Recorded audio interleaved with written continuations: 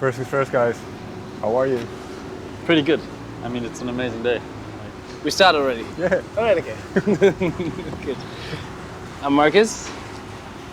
Julien? Okay.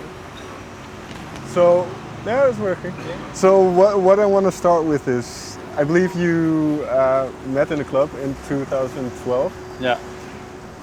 Julien, do you remember your first impression of Markus? Yes, I do. It was on the balcony. I think at like 7 o'clock in the morning. Okay. And Markus came over and he had like this huge curly hair. And like, I just thought, okay, what the fuck, sorry, is this guy like? And then I was just like, okay, at least he takes all my attention. And then I think we didn't really spoke that night. Nah. And we met at the river like a week after something. Yeah. And then we spoke and then we fell in love. And I had these massive curls because I somehow got inspired by like being in Antwerp, I think. Okay. And they had these massive things and I thought they were really pretty, but they just grew and grew and I kept shaving here and growing there. And yeah, and then I met Julien and we formed the band and he shaved my head. Well, 2 years later we formed the band. That was the first thing you had to do. Yeah, but he was like, I remember his good friend by the time was like, look at this dude. What did he say? They get garnish, eh?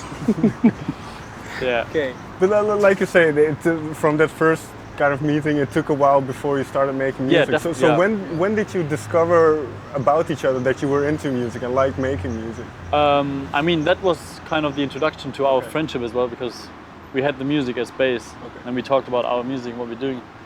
And then he saw me playing live, even I think before he knew me or something. Yeah, I saw him in clubs. And then, yeah, we met, became friends, and then he just showed me his stuff, and I always gave him tips, like, and told him, gave him my feedback as he did with my stuff, and then just we took like 2 years, I think, to really like get good friends, and then to finally make it happen, and also to be like ready for it, because I had my techno gigs each week, and I was on tour, and I was like in my techno film in Tunnel this time, and then yeah. Yeah, because both of you were working in music already. It's just very different. I remember checking him out on Facebook and seeing his setup and creeping him out, and then seeing the live drums and techno. And then I saw it in the club, and it was really, really crazy. And what fascinated me that it all looked so serious, like it looked so mega pro, whereas I just had fun and painted myself on stage, and I didn't really mind too much. But I saw there's something serious happening with him, and when I saw it live, it was pretty sick.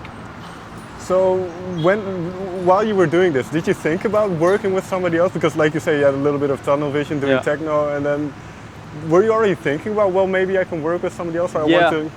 I mean, I was always kind of, I do this for some years, but I want to go to a real kind of live band setup, so it's even more live and not this club scene thing.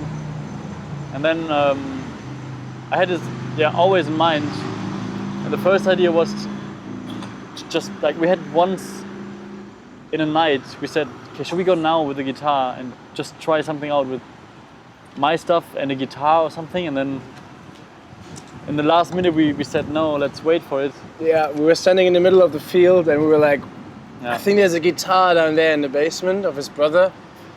We didn't do it that night, but we did it another night. Yeah, like half a year later. Yeah, and I'm still playing the same guitar. We bought a few, resold, they're all shit. It's still the guitar from the basement that captures the sound. Yeah. But, and am I right, because I read this somewhere, so I'm not sure if it's true, but Out Is In was the first song that you wrote. Yeah, it was the first song, Yes. So do you remember that moment when you, was that the... Yeah. Like, I told him, let's just buy some wine, go to the studio, and we had like one idea in mind.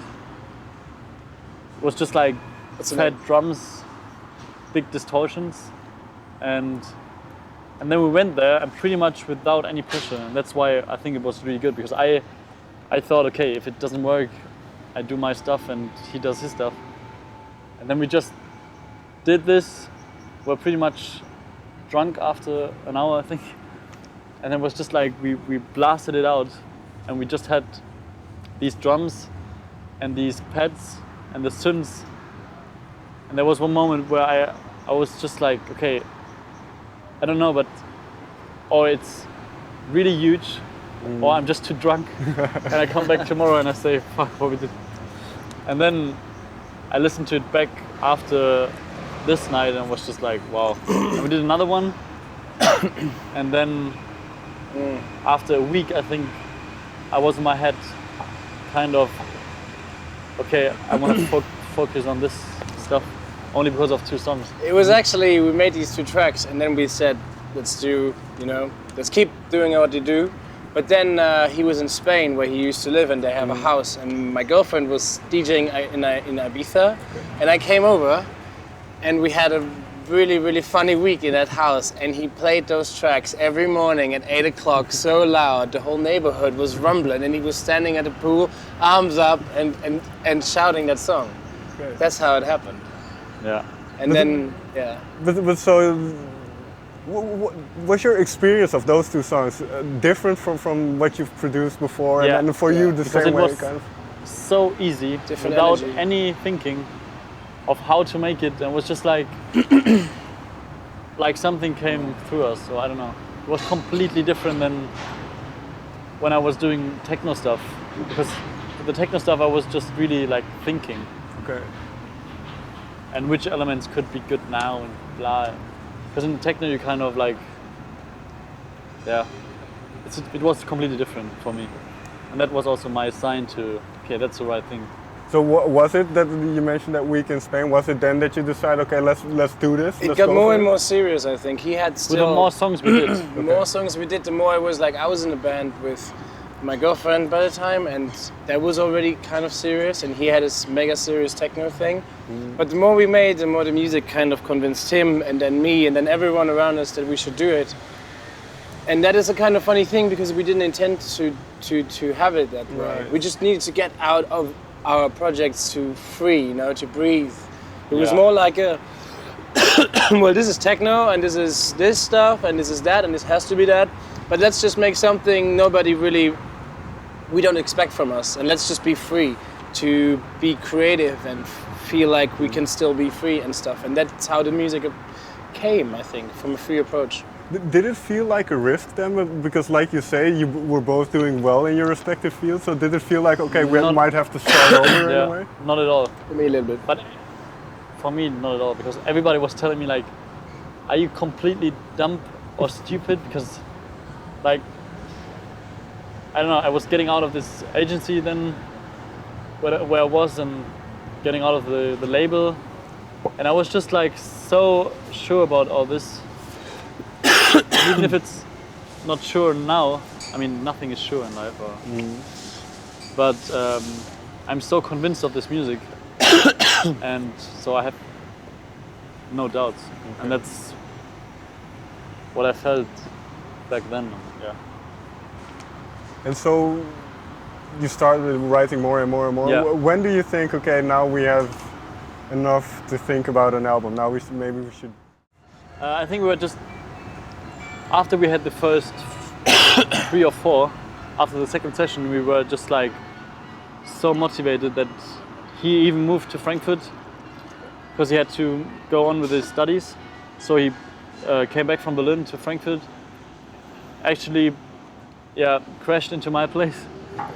And then we were just, I remember at least 6 weeks in a row, maybe with some breaks, but we were every night in the studio with loads of Apfelwein, which is a German, very good apple kind of wine. But it's, yeah, we're just like getting into the studio at 8 p.m. in the afternoon, staying there until 8 in the morning, go back, have a sleep until 3, have lunch, go out with the dog, and go into the studio again. And we did this like weeks. Yeah, 6 weeks or something.